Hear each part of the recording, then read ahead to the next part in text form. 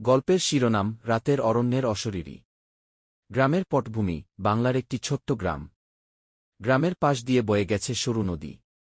চারপাশে ধানক্ষেত, বাঁশঝাড়, আর নদীর ধারে একটি পুরনো বটগাছ, যা নিয়ে গ্রামবাসীর অনেক গল্পকাহিনী আছে।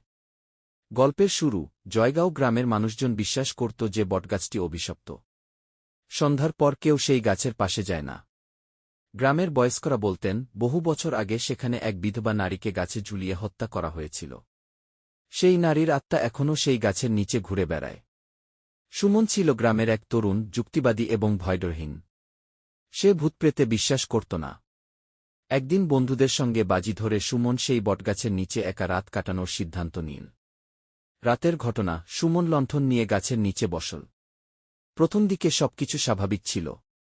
কিন্তু রাত গভীর হতে থাকলে হঠাৎ করে আশপাশে শীতল বাতাস বইতে শুরু করে।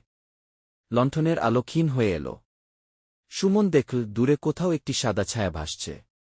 তার শরীর গরম হয়ে উঠল, কিন্তু ভেতরে ভয়ের পরিবর্তে কৌতূহল জাগল। ছায়াটি ধীরে ধীরে কাছে আসতে শুরু করল।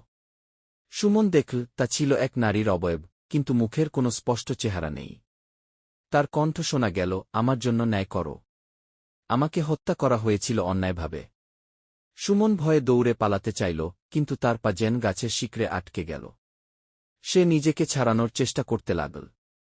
হঠাৎ সে অনুভব করল তার কাঁধে কারো শীতল হাত। ঘাড় ফিরিয়ে তাকানোর সাহস পেল না। কিন্তু সেই মুহূর্তে সকাল হয়ে গেল, আর সবকিছু স্বাভাবিক হয়ে গেল। উপসংহার। পরদিন সুমন গ্রামে ফিরে সবাইকে ঘটনাটি জানাল। গ্রামবাসী বিশ্বাস করল যে নারীর আত্মা বটগাছের নিচে বন্দী ছিল, সে সুমনের মাধ্যমে তাদের কাছে ন্যায় চেয়েছিল।